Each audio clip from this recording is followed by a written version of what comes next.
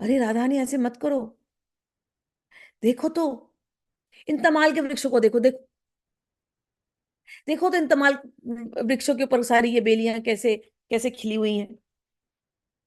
याद करो उन क्षणों को, जब हम कहते थे कनक वेली श्री राधिका। ये कनक वेलिया तुम ही तो हो। कनक वेली श्री राधिका सुंदर श्याम तमाल, ये तमाल तो कृष्ण ही है ना। दो मिलकर एक भय श्री राधा वल्लभ लाल। याद करो, तुम्हारे वल्लभ है वो, तुम ऐसा क्यों कर रही हो। नहीं सखी, अब राधा ने से आवाज भी नहीं निकल रही है। अब सखी बोलते जा रही है, ललिता सखी बोलते जा रही है, लेकिन राधा ने अब चुप ही बैठी है, चल भी नहीं पा रही है वहां तक, जाने जाना भी नहीं हो रहा उनसे, बड़े धीरे धीरे। वो कहती है देखो, बसंत ऋतु प्रेमियों के लिए बहुत अच्छा है, लेकिन जो प्रेमी नहीं होते उनके लिए तो ये बड़ा दुखदाई होता है। तुम इन तमाल के वृक्षों को देखो, और तमाल की वृक्षावली नूतन पल्लवों से विभूषित हो, मानो कस्तूरी की भांति चारों ओर सौरभ का विस्तार करके आमोदित हो रही है। देखो देखो सखी, इन पलाश के फूल को तो देखो। मैंने आप लोगों को आज फूल भेजे हैं, देख लेना वो सारे फूल जो जो याद आए थे भेज दिए। राधा ने उस पलाश के फूल को देखती है। राधा ने कहती दिखाओ मत मुझे पलाश के फूल, वो मुझे चुभ रहे हैं, कांटे के जैसे हैं पलाश के फूल, मत दिखाओ मुझे। ये हवा मुझे अच्छी नहीं लग रही, ये जला रही है, मत बताओ मुझसे। कह रही नहीं राधे, ये पलाश के फूल देखो तो कितने लाल है, जैसे लगता है प्रेम का रंग चढ़ गया इनके ऊपर, लालम लाल। होगा तुम्हारे लिए, उन युवतियों के लिए जिसके साथ जिनके साथ श्री कृष्ण है, मेरे लिए तो नहीं है। इन प्रफुल्लित ढाक के पुष्पों की कांति कामदेव के नख के समान दिखाई दे रही है। ऐसा प्रतीत हो रहा है मदन राज ने मानो युवक युवतियों के वक्षस्थल को विदीर्ण कर दिया हो। ललिता सखी कहती है अरे, ये तो प्रेम के बाण चला रहे हैं, ये जो है ना पलाश के फूल, ये कामदेव के बाण है, देखो तो। वो कहती है हाँ, और राधा ने कहती है हाँ सही है, बाण ही तो है। वो कह रही प्रेम है, वो कह रही नहीं बाण है। सही है, कामदेव ऐसे ही बाण चलाता है और सबको दुखी करके जाता है। देख रही हूँ सबसे बड़ा कामदेव वहां पर बैठा नृत्य कर रहा है, जान गई मैं। सखी कह रही नहीं, उसके रंग को तो देखो लाल, मत बताओ। मेरा हृदय इस समय जल रहा है, मुझे लग रहा है ये पलाश के फूल नहीं है, ये कोई अग्नि की ज्वाला है। सखी कहती है मदन महीपति कनक दंड रुचि केशर कुसुम विकासे मिलित शिली मुख पाटल पटल कृत स्मर तूण विलासे। सखी, राधा रानी, देखो इन नाग केसर के पुष्पों को तो देखो, कितने सुंदर लग रहे हैं। और इन चंपा के पुष्पों को देखो, जैसे लग रहा है कामदेव का ये स्वर्ण दंड है, स्वर्ण चंपा। देखो तो, जैसे वो डंडा लेकर के वहां पर बैठे हुए हैं। राधा ने कहती है हाँ, प्रेमियों के लिए है, हमारा प्रेमी तो कहीं और है, जिसको हम प्रेम करते हैं वो तो कहीं और है। हमारे लिए तो ये चंपा के फूल ऐसे लगते हैं जैसे हमको नोच डालेंगे, कि नाखूनों जैसे लग रहे हैं। हमें तो ऐसा लगता है, ये जो नागकेशर के जो फूल है ना, ये जो तुम फूल दिखा रही है ना, हमें ऐसे लगता है बस ये तो कामदेव के तुणीर है, बस उसमें से उनको बाण मिल ही जा रहे हैं, बस हमको मारे जा रहे हैं। हाँ, प्रेमियों के लिए अच्छा होगा, हमारे लिए अच्छा नहीं। ललिता सखी कहती है विगलित लज्जित जगदवलोकन तरुण करुण कृत हासे विरहिन कंतन कुंत मुखाकृति केतकी दंतुरिताशे।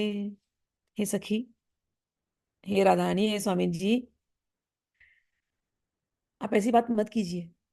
देखिए तो, आप वसंत के प्रताप से ऐसा प्रतीत होता है जैसे संपूर्ण जगत निर्लज्ज हो गया है। इस समय तो आप एक एक वृक्ष को देखिए तो, वृक्षों पर जिस प्रकार से लताएं लिपटी हुई हैं, देखिए तो। और इतना सुंदर ऋतु हो गया है कि इस समय प्रेमी जन जो मनुष्य रूप में है वो भी सारी लज्जा खो बैठे हैं, और देखो तो वृक्षों को हंस रहे हैं सारे वृक्ष। इस समय सब कोई अपना लज्जा छोड़ करके बस प्रेम में डूबा हुआ है, और वृक्ष सारे हंस रहे हैं। स्वामिनी जी, आप चलिए तो। राधा ने कहती हाँ सही तो बोल रही है, तो सब मुझ पर हंस रहे हैं, ये वृक्ष भी मुझ पर हंस रहे हैं, सब लोग प्रेम कर रहे हैं। और देखो तो उस निर्लज्ज को जो और युवतियों के साथ बैठा नृत्य कर रहा है। सही तो तुम कह रही हो, बसंत ऋतु ऐसा ही है, निर्लज्जता की यहाँ हद है। ये राधानी है। और ललिता सखी कह रही है अरे नहीं है, ऐसी बात नहीं है, ये नहीं कह रही थी मैं। चलो तो तुम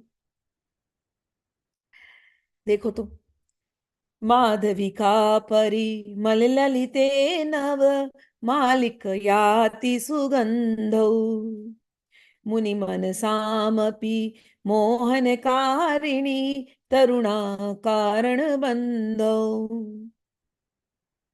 पहले वाले पद में उन्होंने एक बात और कही थी, ललिता सखी ने, तुम देखो ना इन केतकी के फूलों को। हाँ, ये कहती हैं ये केतकी के फूल बाण चलाने जैसे लग नहीं लग रहे क्या, नैनों से कोई बाण चलाता हो। राधा ने कहती हाँ बिल्कुल, तुम सही कह रही हो। ये तो विरही जनों के हृदय को विदीर्ण विदीर्ण करने के लिए बर्छी के नोक के समान के आकार वाली है ये केतकी के फूल, ये केवड़ा के फूल। हाँ सही कह रही हो, सब जगह प्रफुल्लित खिले हुए हैं इस समय, विरही जनों को मारने के लिए। सखी सोचती है ललिता सखी मैंने क्यों केवड़े के फूल दिखा दिए। अच्छा तुम मालती के फूल देखो। तुमको मैंने चंपा दिखाया तो तुम्हें लगता है कि ये भी भेद देंगे, तुम्हें मैं केवड़ा दिखा रही हूँ तो तुम्हें लगता है ये भी भेद देगा, तुम्हें मैं पलाश दिखाती हूँ तुम्हें लगता है वो जला देगा, तुम्हें हवा दिखाती हूँ तुम्हें। तो एक काम करो, तुम इस माधवी के फूलों को देखो, इसमें कोई कोई तीखी बातें नहीं है, इसमें ये बड़ा प्यारा माधवी के फूल देखो।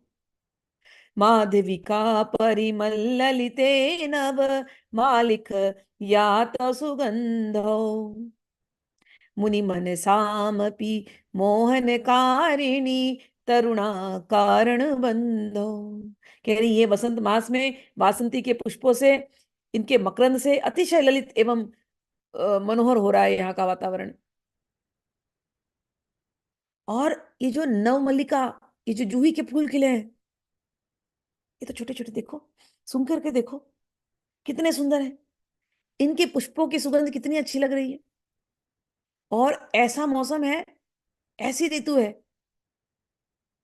कि मुनियों के भी मन को ये, मुनि मनसाम अपि मोहन कारिणी, कि मुनियों के भी मन को ये मोहित कर रही है। तो तुम्हारे मन को क्यों नहीं मोहित कर रही है राधे। मुनि मनसाम अपि मोहन कारिणी, सुनो तो मेरी बात, मुनियों के मन को भी वो मोहन खींच रहे हैं, और तुम हो कि ऐसे दुखी होकर के यहाँ पर भी योग कर रही हो। मुनि कौन है? मुनि वही है जो इस रस में डूबा हुआ हुआ रहता है, निरंतर इस रस का मनन कर रहा है, चिंतन कर रहा है। और ऐसी जब ये मालती की जब खुशबू आती है तो मुनियों मुनियों के भी मन को जो खींच ले, तुम वृंदावन मालती हम, तो मुनियों के मन को खींच रही है ऐसी ये मालती की खुशबू, कि मुनि भी अपने अपने ध्यान से उठ करके खींचे हुए वृंदावन में आ जा रहे हैं, कि वृंदावन के कुंज कुटीरों में हमको राधा माधव के दर्शन हो जाए। लेकिन इस समय तो राधा यहाँ पर बैठे, माधव वहां बैठे। वो माधवी, ये मल्लिका, ये सब तुमको संकेत दे रही हैं। मुनिजन भी आ गए छोड़ छाड़ के सब इस रस का आनंद लेने के लिए। और तुम राधे, तुम शिथिल, तुम इस प्रकार से वियोग कर रही हो, ये उचित नहीं है। चलो ना माधवी कुंज में चलते हैं, तुम देखो तो माधवी कुंज कितना सुंदर सजाया है श्याम सुंदर ने। चलो तो।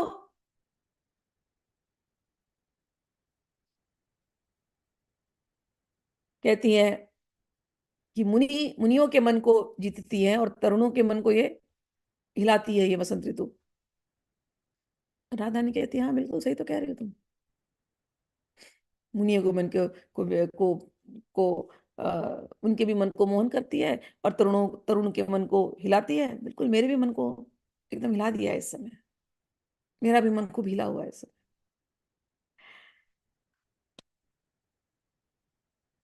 फिर ललिता सखी कहती हैं, स्फुरदति मुक्ता लता परिरंभण पुकल पुलकित मुकुलित चूते, वृंदावन विपिने परिसर परि गत यमुना जल पूते। हे सखी, देखो तो इस मुक्तालता को, कैसे प्यार से इसने आम्र वृक्षों को आलिंगन किया है, और उस आलिंगन में कैसे कंपायमान हो रही है। याद दिलाना चाह रही राधा रानी को कि उस आलिंगन का स्मरण करो। तुम ही माधवी हो और वही आम्र वृक्ष है। तो उस आलिंगन कह रहे हैं कि, और यही नहीं तो वृंदावन में ये जो यमुना जी को देखो ना, कितनी सुंदर है। और कहती हैं, आम्र वृक्षों से ये आम्र वृक्ष रोमांचित हो रहे हैं, और वृंदावन के सन्निकट प्रवाहमाना यमुना के पवन पावन जल में श्री हरि युवतियों के साथ परस्पर मिलित होकर के विहार कर रहे हैं।